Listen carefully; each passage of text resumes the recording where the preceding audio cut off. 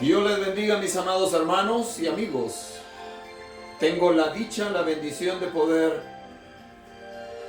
presentarme delante de todos ustedes una vez más a través de este medio,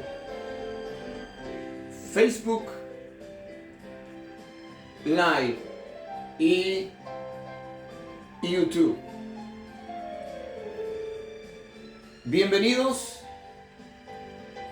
Bienvenidos en el nombre maravilloso de Jesús en esta preciosa hora, día domingo. Segundo domingo del mes de mayo, Día de las Madres, aquí en los Estados Unidos. El Día de las Madres en Guatemala y parte de Centroamérica fue el día de ayer, 10 de mayo. Hoy es 11 de mayo, segundo domingo de mayo, se celebra el Día de las Madres aquí en la Unión Americana. Así que, desde ya, un abrazo fuerte para todas las mamás que van a estar conectándose en este día para ver la continuación de la enseñanza que comencé la semana pasada acerca de bendiciones de la revelación profética. Bendiciones de la revelación profética. Hoy espero concluir esta enseñanza confiando en la misericordia de Dios, que Él me ayude, que sea su Espíritu Santo el que hable a través de mí, porque la palabra es espíritu. Jesús dijo: mis palabras son espíritu y son vida. Y estoy seguro de que el que está más interesado, aún más que yo, de que tú entiendas su palabra, es el Señor, el dueño de la palabra. Hoy, today, right now, hoy, este día, en este mismo momento, Dios está interesado en que tú y yo entendamos su palabra. En medio de un tiempo de confusión en el que estamos viviendo, en medio de un tiempo crítico, en medio de un tiempo donde hay tanto dolor, angustia, hay desesperación, hay temor. Vemos en las noticias cosas tremendas que están pasando aquí dentro de los Estados Unidos. Cosas que hace unos 10 años atrás eran inimaginables. El pecado, la violencia, la maldad, la falta de amor entre la gente. Es increíble. Jesús dijo que en los postreros días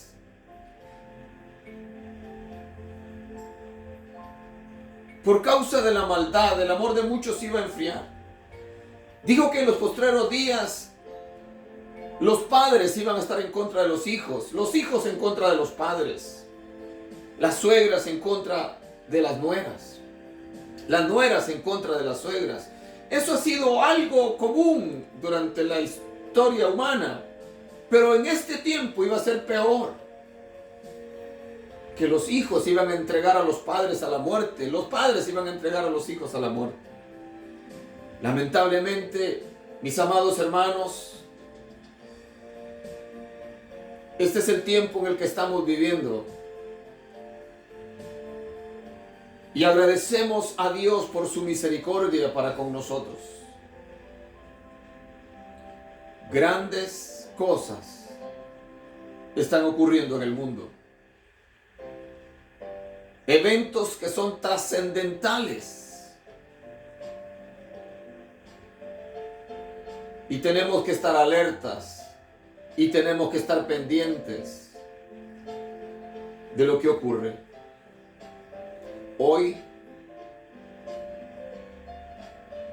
quiero invitarles a que se una conmigo dándole compartir a esta transmisión, dándole like, Si no se ha suscrito a mi canal de YouTube, Reflexiones, Pensamientos del Corazón y más, por favor hágalo. Hágalo. Mis amados hermanos, tenemos que aprovechar el tiempo antes que se nos acabe. El apóstol Pablo le escribe a Timoteo y le dice: predica a tiempo y fuera de tiempo. A tiempo y fuera de tiempo. No te detengas. No dejes de predicar. No dejes de enseñar. No dejes de moverte. Tenemos que estar activos. El ataque del maligno es grande. Nos ataca por todos lados. Pero nosotros tenemos la bendición de Dios, que prometió que iba a estar con nosotros todos los días hasta el fin del mundo. Así que les invito a que en esta hora me acompañen y oremos y dediquemos este tiempo a la gloria de Dios, suplicándole a Él que nos ayude, suplicándole a Él que nos hable a nuestro corazón, porque el tiempo se nos está terminando. Hay mucha tristeza en los corazones. Aún en mi corazón, en esta mañana, en esta hora, hay tristeza. Hay preocupación por mi familia.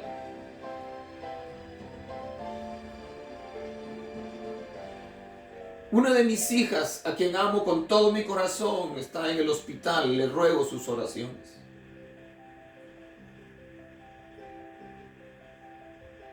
El amor que los padres sentimos por nuestros hijos es muy grande. Hoy, Día de las Madres, a la madre se le exalta, se le sube al cielo. Se dicen tantas cosas lindas de las madres. Y estoy de acuerdo. Yo tuve una mamá muy linda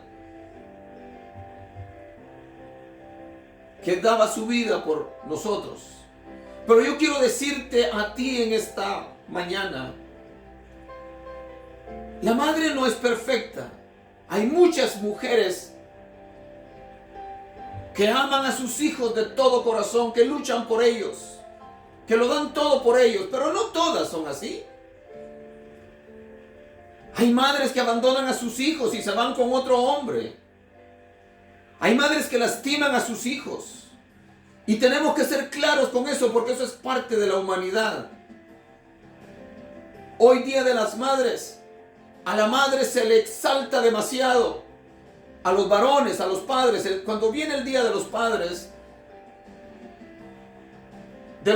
se dice tal vez un 15% a favor de los padres, comparado con un 100% que se dice de las madres.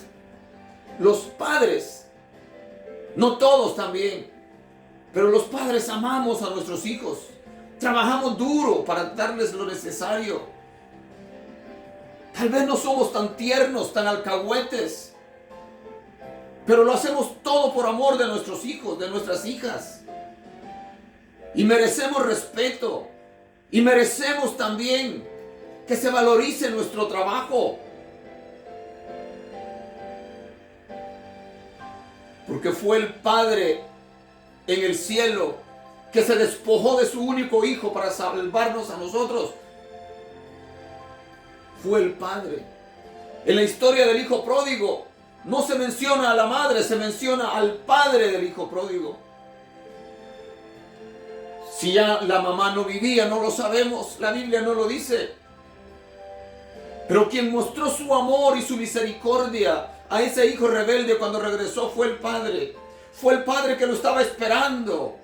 Y cuando lo vio que venía lejos, destruido, deshecho, mugroso, fue el Padre el que corrió hacia él, lo abrazó, lo besó, hizo fiesta. Amadas hermanas, amadas amigas, ustedes que son madres, sean madres de verdad, amando a sus hijos, respetándolos, ayudándolos, corrigiéndolos. Feliz Día de las Madres. Pero acuérdate que para que tú hayas podido ser madre necesitaste de un hombre. Porque se necesita un hombre y una mujer para traer hijos a la tierra. Y se necesita sobre todo que esté en el plan de Dios el que ese niño, el que esa niña venga a la tierra. Así que en este día un abrazo grande para todas las madres, pero un abrazo grande también para todos los padres, que lo hemos dado todo por amor a nuestros hijos.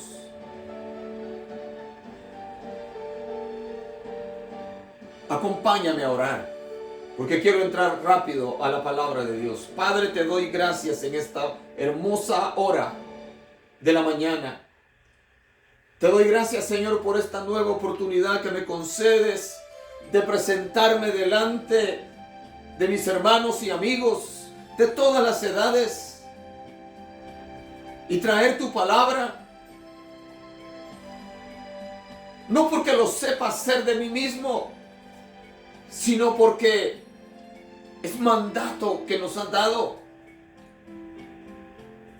Y porque es tu Espíritu Santo el que trabaja a través de nosotros. Es tu Espíritu Santo, Señor, el que nos ayuda.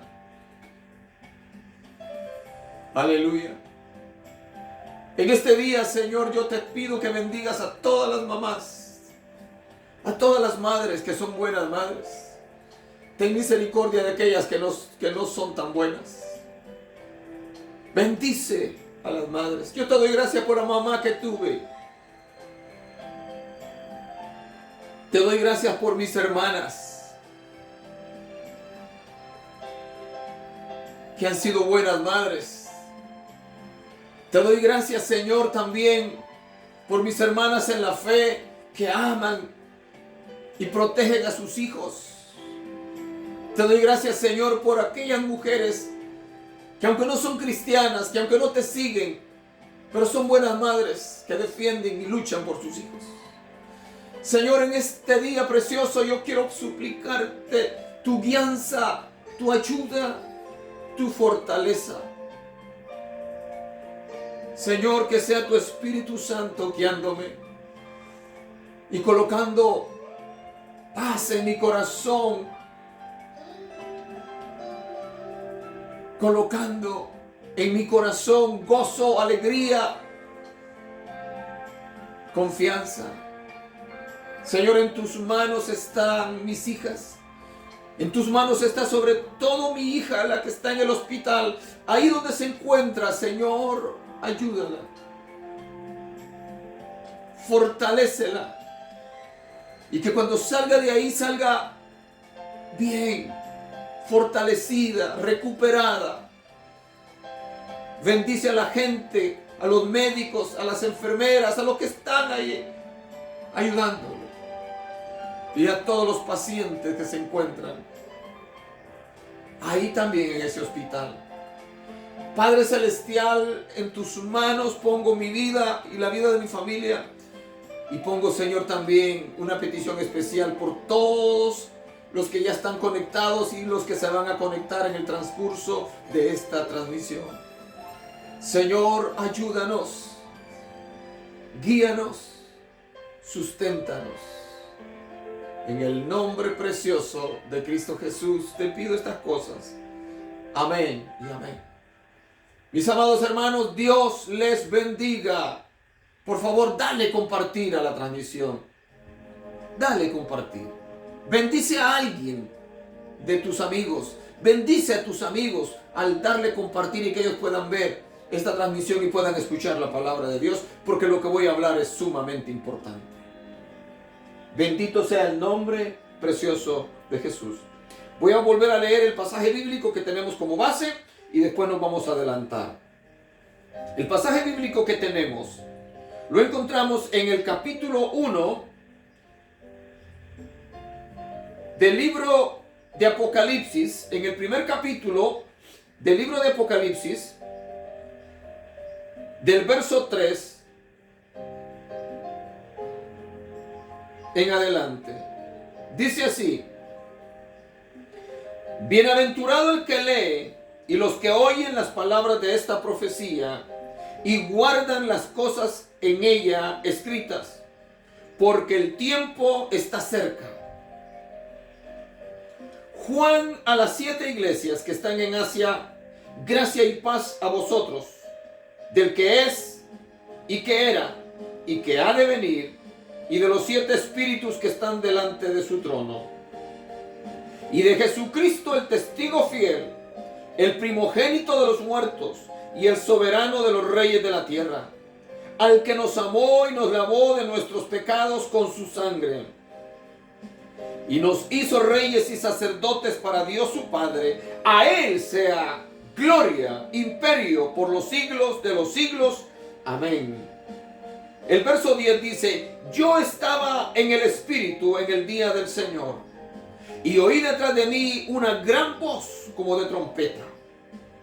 Verso 12: y me volví para ver la voz que hablaba conmigo, y vuelto vi 7 candeleros de oro, y en medio de los 7 candeleros de oro a uno semejante al Hijo del Hombre, vestido de una ropa que llegaba hasta los pies y ceñido por el pecho con un cinto de oro. Su cabeza y sus cabellos eran blancos como blanca lana, como nieve, sus ojos como llama de fuego, y sus pies semejantes al bronce bruñido, refulgente como en un horno, y su voz como estruendo de muchas aguas. Tenía en su diestra 7 estrellas, de su boca salía una espada aguda de 2 filos, y su rostro era como el sol cuando resplandece en su fuerza. El pensamiento central dice: el Apocalipsis no es un libro de misterios, sino de revelación divina para bendición de todos los creyentes. El Apocalipsis no es un libro de misterios, sino de revelación divina para bendición de todos los creyentes. El tiempo que estamos viviendo es un tiempo profético. Es un tiempo distinto a hace 40, 50 años atrás. Estamos viviendo, mis amados hermanos y amigos, y esto no es una repetidera, estamos viviendo literalmente en los últimos tiempos de la historia, de este mundo como lo conocemos. Esta tierra no se va a terminar inmediatamente, se los digo. No, a esta tierra todavía le queda tiempo. Pero a ti y a mí no me queda mucho tiempo. A esta tierra, aún después de que venga la tribulación y la gran tribulación, y venga Cristo por su iglesia y nos lleve, y luego el Señor regresará a la tierra a reinar por 1000 años en esta tierra, esta misma tierra. Así que esta tierra no se va a terminar como dicen los ambientalistas y como dicen todos estos que nos quieren evitar tantas cosas, porque la tierra se va a romper, porque esto, porque lo otro. No, la tierra no la va a romper ni el mucho humo, aunque estoy en contra del humo. No la va a romper el que se corten los árboles, aunque no estoy a favor de eso, porque mejor paso plantando árboles. Pero la tierra no se va a terminar por cualquier cosa. La tierra se va a terminar cuando se tenga que terminar, porque Dios decide cuándo. Esta tierra, en el final del tiempo, la Biblia dice que va a ser quemada, que todo lo que hay en ella va a ser quemado. Y Dios tiene un cielo nuevo y una tierra nueva para nosotros, sus hijos. Así que, lo que acabo de leer ocurrió en un lugar llamado la isla de Patmos, en donde el apóstol Juan había sido lanzado, había sido mandado, había sido desterrado para que allá se muriera. Juan ya tenía para esas fechas casi 100 años. Era el último de los apóstoles, el único que no murió asesinado, el único que, cumpliendo con lo que el Señor le dijo a Pedro antes de irse: si yo quiero que él quede hasta que yo vuelva, que a ti.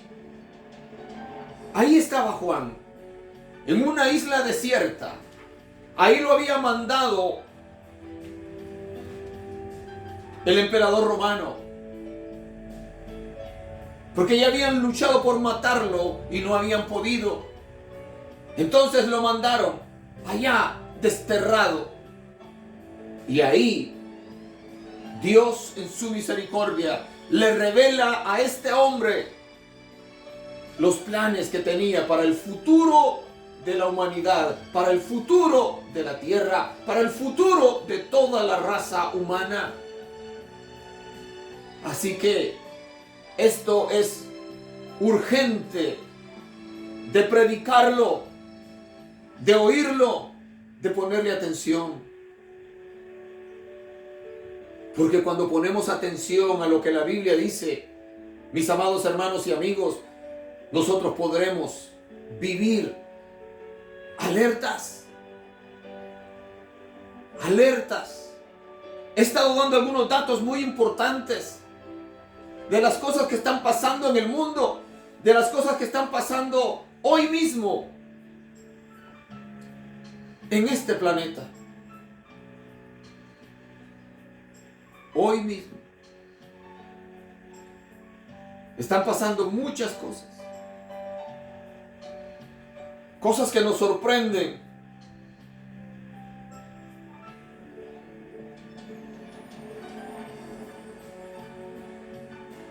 Hay una revolución en el mundo por la elección del nuevo Papa. Porque los sabios, entre comillas, habían profetizado tantas cosas y aún muchos cristianos, entre comillas, habían hablado tantas cosas. Pero resulta que no pasó lo que muchos habían dicho, sino que pasó lo que tenía que pasar.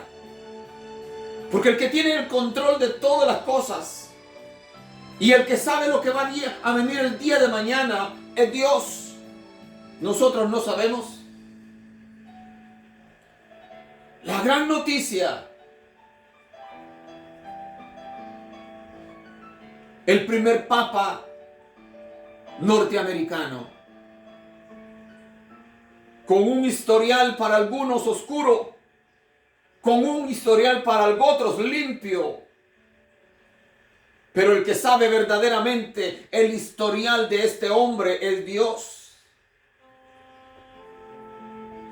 Es Dios. El que conoce lo oculto del corazón de este hombre, el que conoce los secretos de este hombre, el que conoce los planes de este hombre, es Dios. Al igual que conoce tus planes, tus pensamientos, mis planes, mis pensamientos, mis pecados ocultos, mis pecados enclarecidos, Él lo sabe absolutamente todo, es Dios. Y las cosas se van moviendo paso a paso hacia un punto exacto. Y de ese punto nadie escapa. Mis amados hermanos, alerta pueblo. Alerta a lo que está pasando. El hecho de que este personaje que tiene mezcla aún hispana, tiene varias mezclas en él,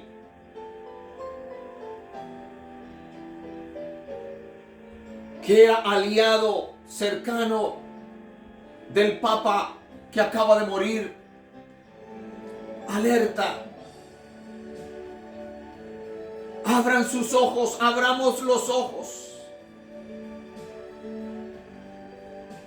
y consagremos cada día nuestra vida a Dios. Lo que tenga que pasar va a pasar porque ya está establecido por Dios. Pero lo importante es que tú no te pierdas, es que yo no me pierda. Lo importante es que nosotros estemos despiertos y no dormidos. Juan estaba en la isla de Patmos. Ahí él tuvo esta tremenda visión del Hijo de Dios. El que se le aparece y que se le presenta para hablar con él ya no era aquel que había caminado con él en la tierra, aquel con quien Juan había comido, a quien sobre Juan se había reclinado en su pecho, humilde, sencillo. No, ahora el Señor estaba en toda su gloria, poderoso. Aunque Juan lo había visto, Juan, Jacobo y Pedro lo habían visto en el monte de la transfiguración. Pero ahora Juan lo ve de una forma maravillosa. Bendito sea el nombre del Señor. Bendiciones de la revelación profética. Gloria a Jesús.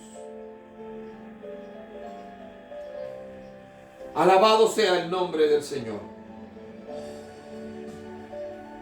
El autor humano del libro de Apocalipsis se identifica como el siervo Juan.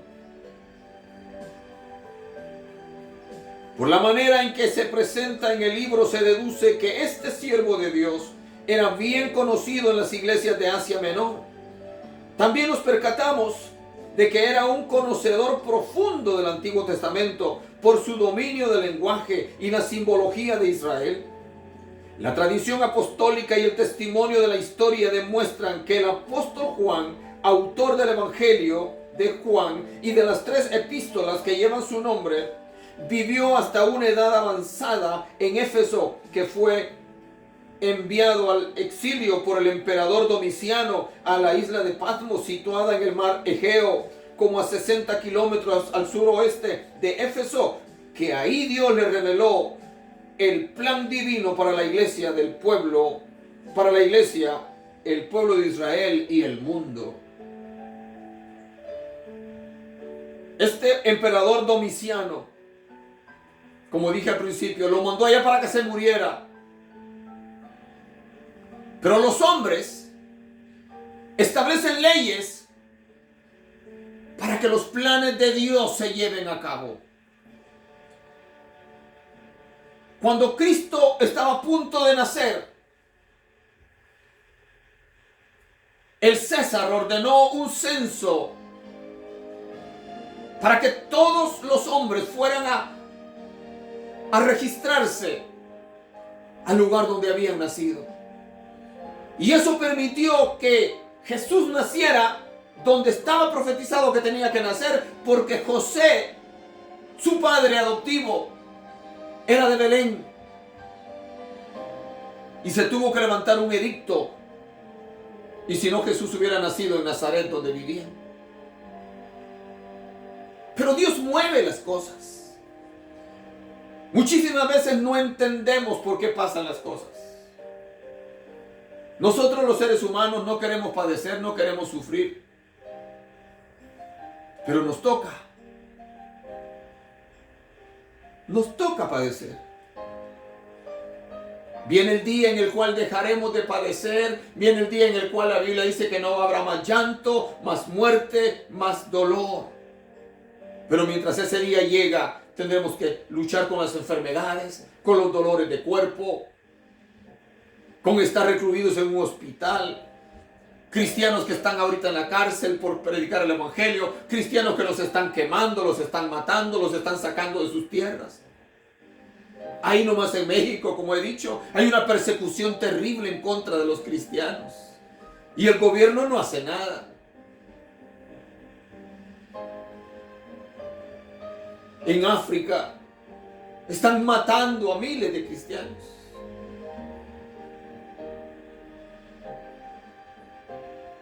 En Siria están matando a miles de cristianos. Y en los gobiernos no hacen nada. Ni siquiera Mr. Trump ha dicho ni pío.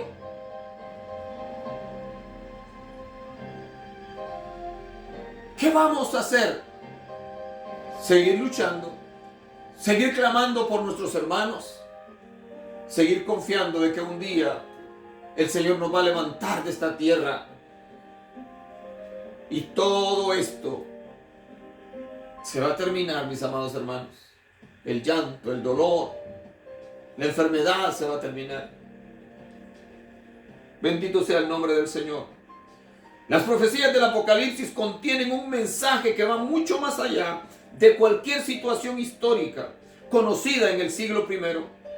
Este libro es una voz de alerta y esperanza para la iglesia de todos los tiempos.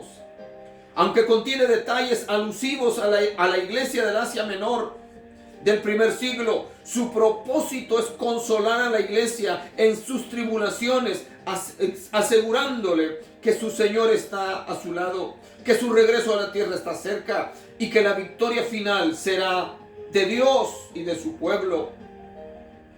El Cristo del Apocalipsis está vivo. Es el todopoderoso, eterno, majestuoso, invencible, soberano Dios, quien dispone de todo poder y tiene todas las cosas bajo su control. Cristo está vivo. Es el soberano. Es el dueño de todo.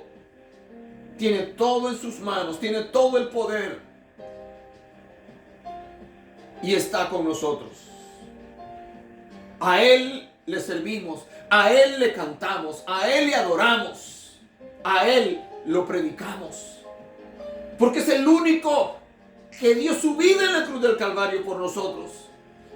Es el único que padeció la muerte, el desprecio, la tortura, sin merecerlo. Él pagó el precio de nuestra redención. Él pagó por nuestros pecados. Él llevó sobre sus hombros la cruz y sobre esa cruz iban todos nuestros pecados. Él llevó nuestras rebeliones, nuestras maldades, nuestros adulterios, nuestras fornicaciones, nuestros robos. Él llevó nuestras mentiras. Él llevó toda nuestra basura encima de Él. Todos tus pecados y los míos. Él los llevó. Los clavó en la cruz del Calvario. Su sangre tiene el poder de limpiar nuestros pecados. Su sangre tiene el poder de cambiarnos, de limpiarnos. No lo rechaces más. No lo rechaces más. Porque se llegará el día en el cual ya no tendrás oportunidad. Venid luego, dice Jehová, y estemos a cuenta. Si vuestros pecados fueren como la grana, como la nieve serán emblanquecidos. Si fueren rojos como el carmesí, vendrán a ser como blanca lana. Venid luego. Urge que llegues a Cristo. Alabado sea el nombre del Señor. Bendito sea el nombre del Señor. La revelación de Jesucristo que le dio para manifestar a sus siervos las cosas que deben suceder pronto. Esta primera declaración nos da a entender que el Apocalipsis es la revelación de Jesucristo, pues Él es el personaje central del libro. Esta revelación fue dada primeramente para las iglesias de Asia Menor, pero también para el pueblo de Israel y el mundo entero, como se verá a lo largo de las visiones de este maravilloso libro. En la primera parte del Apocalipsis, Apocalipsis 1:1, se dice que esta es la revelación de Jesucristo. Notemos que aquí se menciona una cadena de medios por los cuales Dios nos hace llegar la revelación, teniendo en su Hijo Jesucristo como la máxima expresión de la misma. Dios le dio la revelación a Jesucristo, su Hijo amado. Él es quien sabe todos los misterios y los secretos de Dios por cuanto es su Hijo. Juan 5:20 lo leímos la semana pasada. Jesús conoce. Jesús entonces designó a su ángel. Podría tratarse del ángel Gabriel para que le hiciera llegar estas visiones a su siervo Juan, uno de sus discípulos más cercanos. Juan fue capacitado por Jesús y por el Espíritu Santo para dar testimonio de la palabra de Dios y del testimonio de Jesucristo y de todas las cosas que le fueron comunicadas. Fue el Señor el que capacitó a Juan Es el Señor el que capacita a sus hijos para que prediquen y enseñen. Porque esto no se aprende en ninguna universidad. Esto no se aprende aún en ningún instituto bíblico. El llamado de Dios, la unción de Dios, la sabiduría de Dios, el deseo de dar, el deseo de alcanzar las almas, el deseo de enseñar la palabra, es dado por Dios. Es Él el que capacita. Si tú, hermano, sientes el deseo ardiente de predicar, no te detengas, predica a tiempo y fuera de tiempo. Si en la congregación donde estás no te dan el púlpito, olvídate. Usa las redes sociales, ve a la calle, predica, textéale a la gente, envía mensajes a tus amigos, haz algo. No te quedes paralizado sin hacer nada. Dios pondrá en ti la capacidad, pero tienes que estudiar la Biblia, tienes que orar, tienes que meterte a leer la palabra del Señor para que el Señor te capacite. No esperes como los pájaros recién nacidos, nada más con la boca abierta, que la mamá o el papá llegue y te eche la comida en la boca. Esfuérzate, haz tu parte. Jesús dijo: escudriñad las Escrituras, porque en ellas os parece que tenéis la vida eterna, y ellas son las que dan testimonio de mí. Escudriñen las Escrituras, estudienlas. Y cada vez que lees la palabra del Señor, el Señor te va a ir capacitando, te va a ir llenando de su gracia, para que enseñes su palabra. Gloria al Señor. Cuando hablamos, sin embargo, cuando hablamos de la revelación, debemos recordar que no podemos saber las cosas que Dios mantiene dentro de su conocimiento absoluto. Solo tenemos acceso a lo que Él ha querido revelar a nuestra vida. Yo no sé todo de Dios. Yo sé muy poquito de Dios. Mi mente, tan finita, tan pequeña, no alcanza. Hay cosas de Dios que son secretas, que no tengo que meterme a querer saberlas. Él ya ha revelado su palabra. Lo que nos corresponde a nosotros saber, Él lo ha dejado revelado en la Biblia. Su Espíritu Santo ha revelado su palabra a nuestros corazones. Gloria al Señor.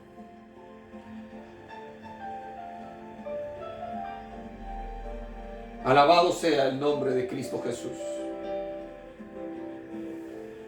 Voy a adelantarme un poquito. El saludo apostólico no solo identifica al autor de este libro, sino también a sus primeros lectores, a los redimidos por la sangre de Cristo. Empieza con la solemne frase: Juan a las 7 iglesias que están en Asia, gracia y paz a vosotros. Apocalipsis 1:4. El libro está dirigido a las 7 iglesias que están en Asia. No el continente asiático, sino la provincia proconsular romana de Asia Menor, lo que hoy se conoce como Turquía. Las 7 iglesias enumeradas en el capítulo 1, verso 11, estaban ubicadas en la parte occidental de la provincia. El número 7 es importante en el entendimiento del libro de Apocalipsis. Apocalipsis, el número 7 aparece 54 veces, por ejemplo, y da un montón de citas. Y es representativo de perfección, totalidad, o algo que está completo. Aunque la revelación es dirigida a aquellas iglesias históricas, la intención del autor y del Espíritu es hablar a la totalidad de la iglesia en todos los tiempos. El mensaje de Apocalipsis fue dirigido a 7 iglesias. Pero esas 7 iglesias representan la historia de todas las iglesias, de la iglesia del Señor a través de estos 2000 años. Cada etapa. Estamos viviendo, sin temor a equivocarnos, estamos viviendo en la etapa de la última iglesia, la iglesia de la Odisea. Una iglesia rica, una iglesia que no se preocupa mucho por orar, por buscar de Dios, porque lo tiene todo.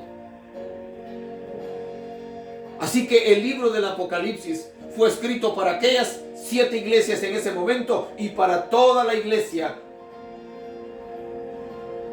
en todo el transcurso de la historia. Gloria al Señor. Analicemos el saludo de Juan basado en las palabras gracia y paz. La palabra gracia del griego choris incluye todo el esplendor de los dones inmerecidos. Gracia y paz. Gracia es un don inmerecido. La salvación yo no la merezco. Yo no la merecía. Tú tampoco. Es por gracia. Yo no puedo comprar la salvación. No hay dinero en el mundo que pueda comprar la salvación. Jesús dijo: ¿de qué aprovecharé al hombre si ganare todo el mundo y perdiere su alma? No hay nada que el hombre pueda hacer a favor de su alma para comprar la salvación. La salvación es por gracia, es un regalo. Es un regalo de parte de Dios.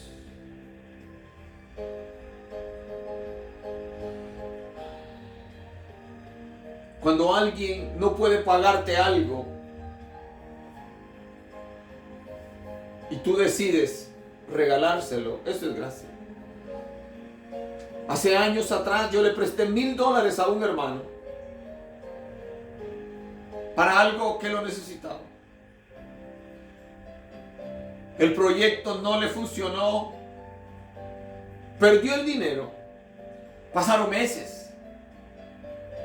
Pasó más de 1 año, 2 años, no me acuerdo tanto tiempo. Él nunca se preocupó por hablar conmigo. Pero en mi corazón yo sabía que no me iba a pagar. Así que en mi corazón yo ya se lo había regalado. Hasta que un día nos vimos y me dijo: hermano, perdóneme. No he hablado con usted, perdóneme. Pero yo no le voy a poder pagar esos $1,000. Y le dije: hace tiempo que yo le perdoné a usted esa deuda. Sabía que él no iba a poder pagar. Eso es gracia. Él no lo merecía, al igual que yo no merecía tampoco.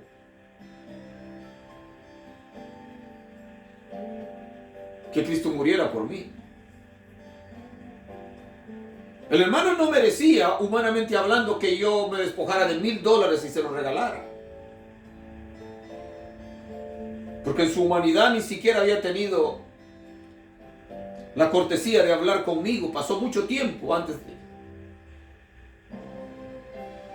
Pero en mi corazón decidí por regalárselo, al igual que he hecho muchas veces con tantas personas. Pero gracia es un don inmerecido. Es un don inmerecido. Aleluya. Efesios capítulo 2, verso 8 dice que por gracia sois salvos. El término paz del griego eirene había sido el saludo de los hebreos por generaciones. Como cristianos sabemos que no puede haber paz sin la obra redentora de la gracia basada en el sacrificio de Cristo Jesús. Por eso el saludo cristiano vino a incorporar las dos palabras gracia y paz. La paz, mis amados hermanos, no la pueden ofrecer los hombres. La paz verdadera solamente la tiene disponible el Señor Jesucristo. Él dijo: mi paz os dejo, mi paz os doy, yo no os la doy como el mundo la da. No se turbe vuestro corazón ni tenga miedo. Los esfuerzos humanos por conseguir la paz se aplauden. Se hacen tratados de paz, se firman tratados, actas, compromisos. Pero la paz que verdaderamente hace falta es la paz del alma, es la paz del corazón. Y esa no la puede dar ningún gobierno, ningún rey, ningún juez, nadie, solamente Cristo Jesús. Y Él te ofrece esa paz ahora. Gloria al Señor. Es importante observar la forma en que Juan presenta a Jesús en este saludo. En primer lugar, habla de Él como el testigo fiel. En segundo lugar, habló de Jesús como el primogénito de los muertos, por 3 razones. Antes de él nadie había resucitado de la muerte por cuenta propia, como lo hizo Jesús, según Juan 5:26. Nadie había resucitado con un cuerpo incorruptible, sino todos volvieron a morir. Recuérdese a Lázaro, a la hija de Jairo y a otros. Nadie había dicho yo soy la resurrección y la vida, como lo expresó Jesús en San Juan 11:25. En tercer lugar, Juan también habla de Jesús en su saludo como el soberano de los reyes de la tierra, Apocalipsis 1:5. Finalmente, Juan habla de lo que Cristo ha hecho por la iglesia. Primero nos amó, segundo nos lavó de nuestros pecados con su sangre y tercero nos hizo reyes y sacerdotes. Cuando habla de reyes y sacerdotes, habla de la manera en la cual nosotros nos podemos acercar a Él con esa confianza, con esa gracia. Hay algo en nosotros que recibimos en el momento que venimos a Cristo, que no se puede conseguir con dinero. Él nos hizo sus hijos y Él es el rey y Él es el sumo sacerdote. Así que como Él es el rey, nosotros somos sus hijos, sus príncipes. Bendito sea el nombre del Señor. Como parte de su saludo, Juan enfatiza que la venida del Señor no será un secreto, sino que se manifestará a la vista de todo el mundo. La referencia aquí no es el rapto de la iglesia, sino la segunda venida. Ya sabemos que en la primera etapa de la segunda venida de Cristo será el arrebatamiento de la iglesia, el cual se efectuará en el acto de un ladrón en la noche. Primera Tesalonicenses 5:2 dice, pero después de los 7 años de tribulación, vendrá con su iglesia rodeado de ángeles, cuando todo ojo lo podrá ver.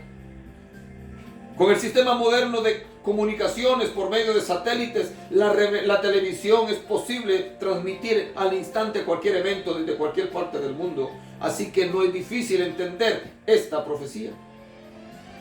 El Señor le confirma a Juan el cumplimiento exacto de sus promesas, dándole garantía de su eternidad y la totalidad de su soberanía. Esto se deduce de la expresión yo soy el alfa y el omega, principio y fin. Él es primero, el último, el centro de toda la circunferencia. Estas expresiones tienen un significado profundamente teológico. El alfa y la omega son la primera y la última letra del alfabeto griego, y con ellas Jesús da a conocer tanto su preexistencia como su supervivencia. Compárese lo que dice Juan capítulo 1, verso 1.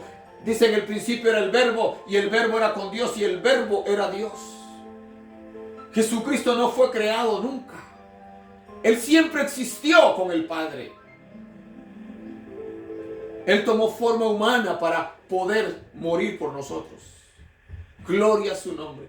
Yo soy el alfa y la omega, dice Él, el primero y el último. Gloria al Señor. Alabado sea el nombre del Señor. El que es y que era y que ha de venir, el Todopoderoso.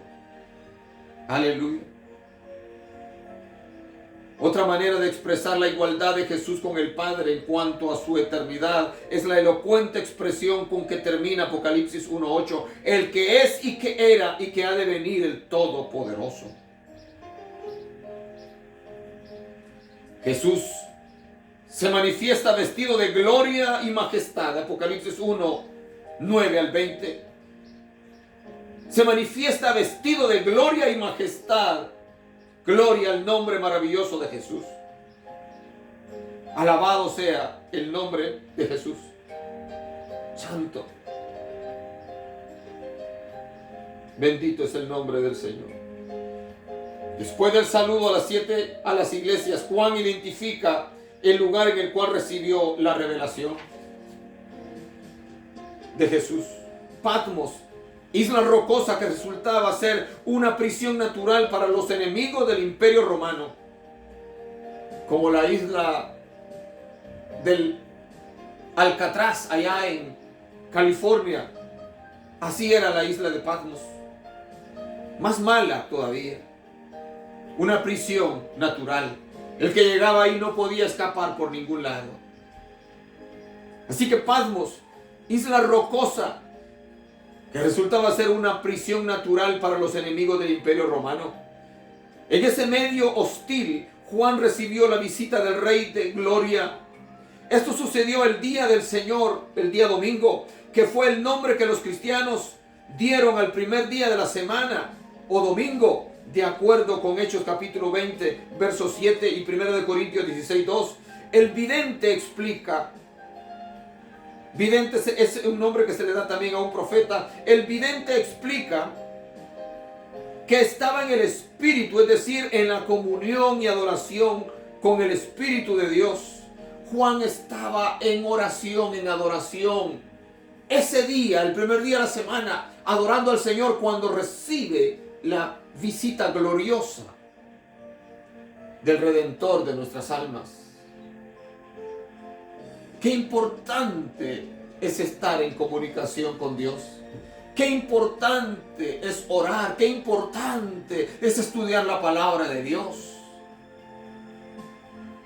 Porque es tan fácil caer, es tan fácil pecar, es tan fácil debilitarnos, mis amados hermanos, y hablar cosas que no debemos, y pensar cosas que no debemos, y hacer cosas que no debemos. Pero cuando estamos en comunión con Dios, estamos más fortalecidos. Aleluya. En un momento en que el Espíritu ejercía el control de su vida, en ese momento cuando el Espíritu Santo estaba ejerciendo el control de la vida de Juan, Juan oyó la voz de Cristo, una gran voz como de trompeta, según el capítulo 1, verso 10. Lo primero que escuchó de Cristo fueron las palabras que describen su eternidad.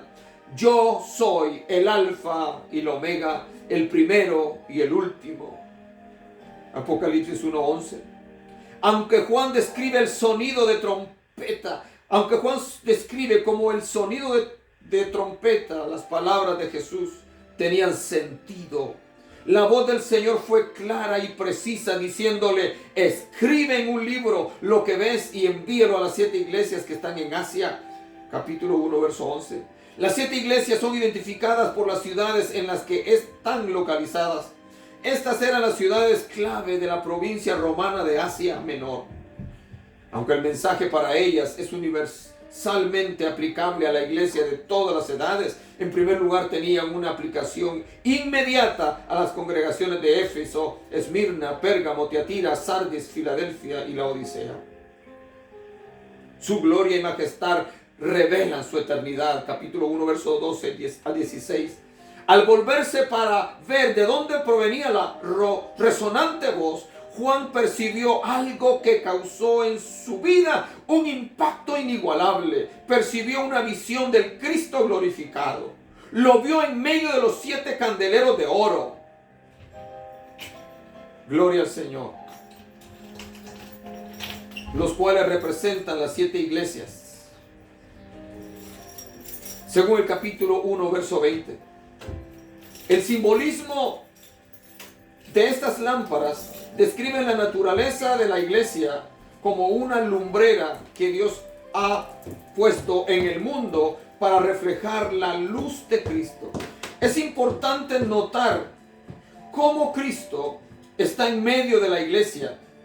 Su presencia es el factor que constituye una congregación en la iglesia. Juan identifica a Jesús como el Hijo del Hombre. Cumplimiento de la profecía de Daniel, capítulo 7, verso 13 al 14. Lo que hace que una iglesia sea iglesia, lo que hace que una congregación, sea pequeña o grande, sea iglesia, es la presencia de Cristo en esa congregación. Si Cristo no está en esa congregación, puede tener miles de miembros, pero no es iglesia. Es un club.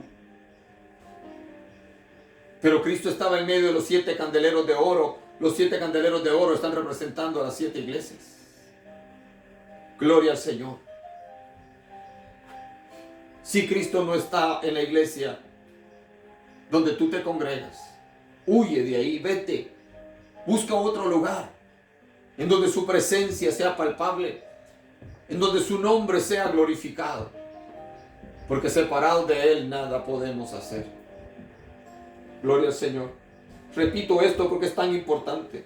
Al volverse para ver de dónde provenía la resonante voz, Juan percibió algo que causó en su vida un impacto inigualable. Percibió una visión del Cristo glorificado. Lo vio en medio de los 7 candeleros de oro.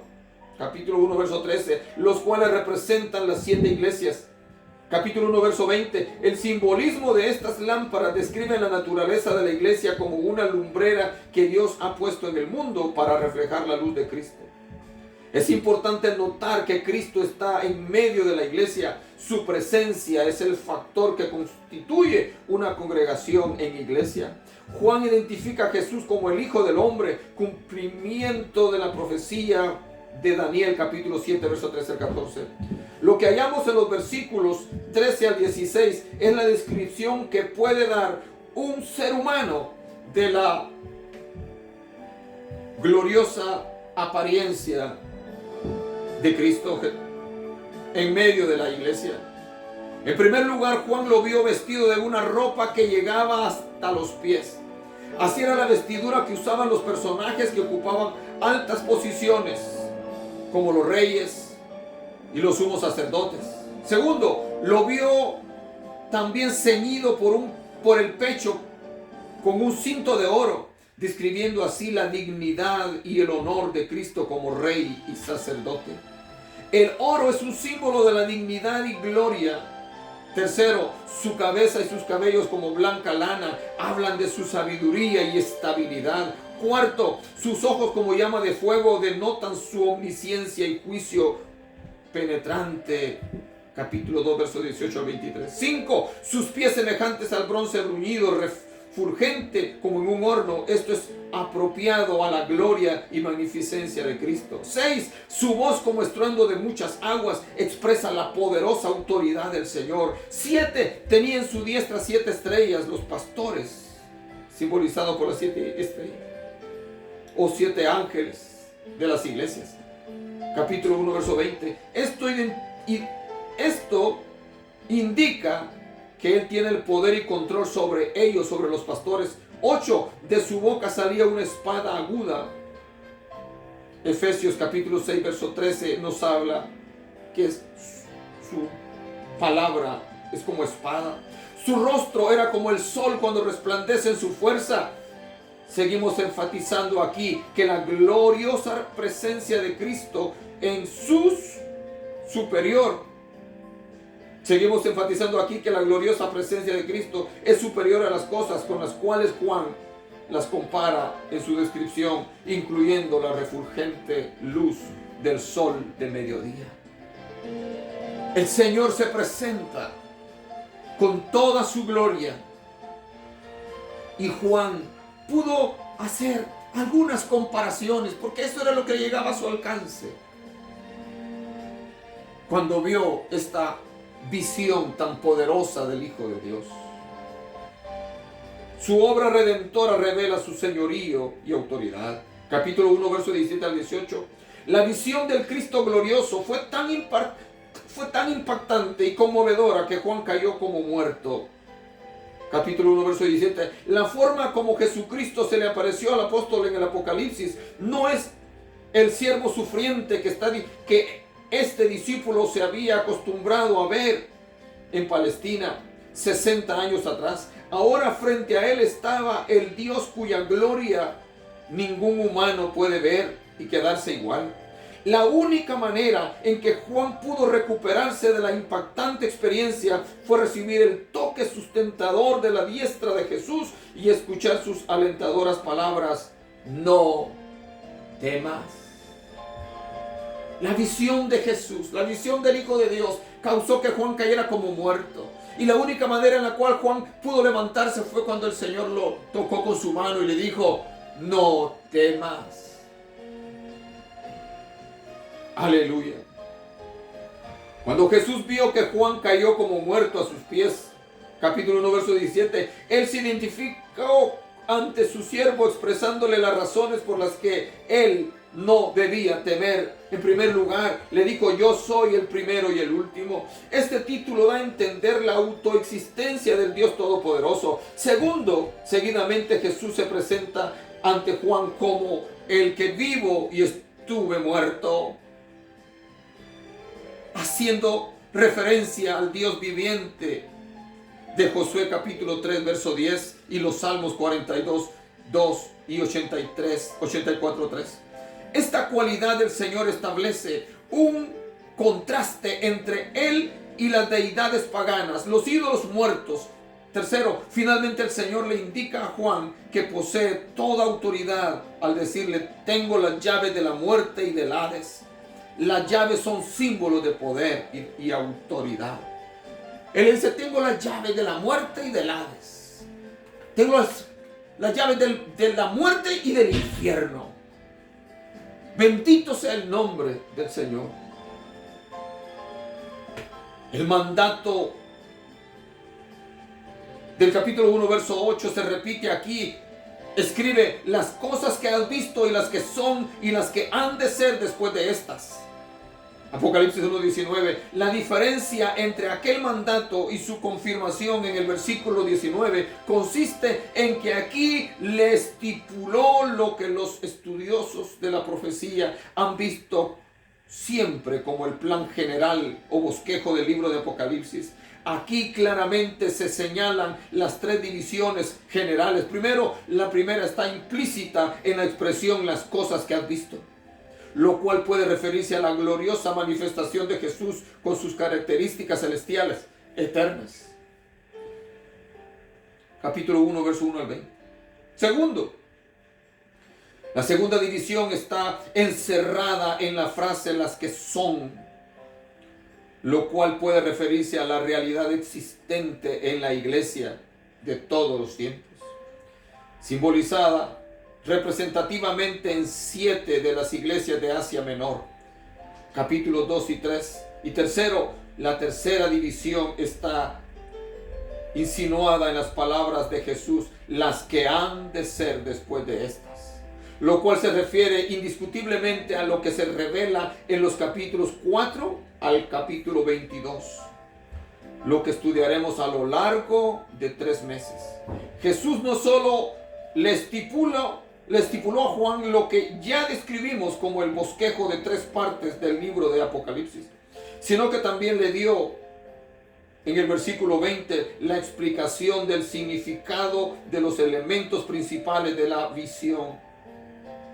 Primero, por una parte, le hizo saber que las 7 estrellas que tenía en su mano derecha eran los ángeles de las 7 iglesias, es decir, los 7 pastores de estas congregaciones. Con toda la probabilidad, estos líderes habían sido nombrados por Juan, quien muchos años fue obispo de toda la región de Asia Menor, además de ser pastor de Éfeso. Segundo, por otra parte, Jesús también le reveló los candeleros eran las 7 iglesias. El candelero es un símbolo perfecto de la iglesia, en la cual siempre debe de estar ardiendo el aceite del Espíritu Santo para emanar la luz del Evangelio. Lo grandioso para nosotros es saber que Jesús tiene en su mano los pastores de todas las iglesias, así como tenía en su mano a las 7 estrellas, y que Él mismo está en medio de la iglesia, como lo ilustró apareciéndole a Juan en medio de los 7 candeleros. Qué maravillosa introducción al libro de Apocalipsis. Lo que viene detrás, los capítulos que nos quedan por estudiar de Apocalipsis, son tan serios, son tan delicados, mis amados hermanos. Por favor, dale compartir a esta transmisión. Son tan serios. Y es lo que urge en este tiempo que estamos viviendo: estudiar, predicar, enseñar, ponerle atención, porque es lo que está para acontecer. Bendito sea el Señor. La visión que Dios le dio a Juan en la isla de Patmos nos recuerda que aunque estemos en las peores circunstancias, siempre existe la posibilidad de una visita transformadora de parte de Jesús. Yo necesito eso. Tú necesitas esa visita en los días tristes, en los días de angustia. Todo cristiano necesita renovar su visión de Cristo, dejando ya el recuerdo de un Jesús muerto, colgando de un madero y viendo al que ascendió al cielo y se revistió de los atributos divinos que ha poseído por la eternidad. Juan tuvo la dicha de volver a ver a su Señor, a quien no había visto desde hacía más de 60 años. En la isla de Patmos, donde estaba preso por predicar el Evangelio, Dios le dio la oportunidad de comprobar por su propia vista a su Señor, que su Señor estaba vivo, que es poderoso, majestuoso, invencible y soberano en todo el universo, en el cielo, en la tierra y aún en el infierno. Esto es suficiente para que la iglesia cobre ánimo y viva en la esperanza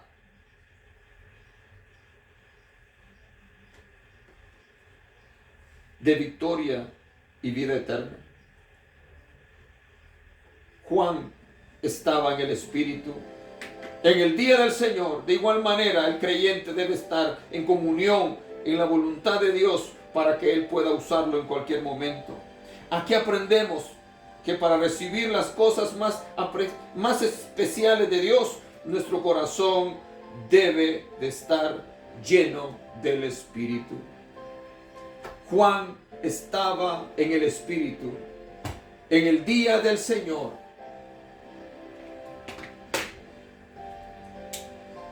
Para recibir las cosas espirituales que anhelamos, debemos de estar en plena voluntad con Dios, en plena cercanía con Dios. Debemos de estar a cuentas con Dios. Su palabra es gloriosa. Mis amados hermanos, Juan tuvo ese privilegio, porque Juan era el hombre que tenía ese acercamiento tan especial con el Señor.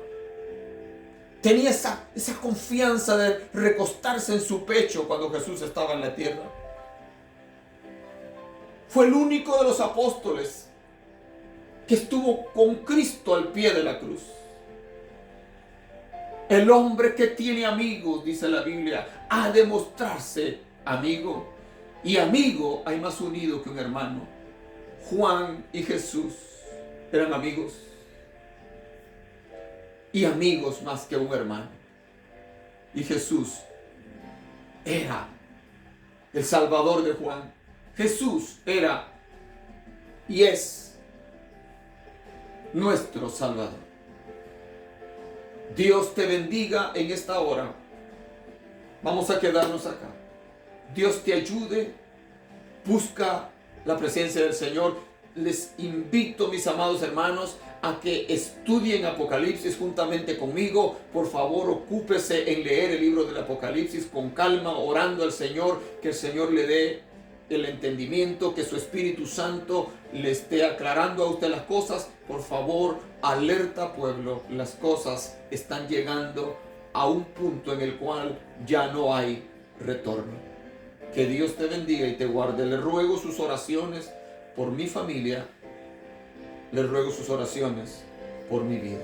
Les amo en el amor del Señor. Nos vemos a la próxima.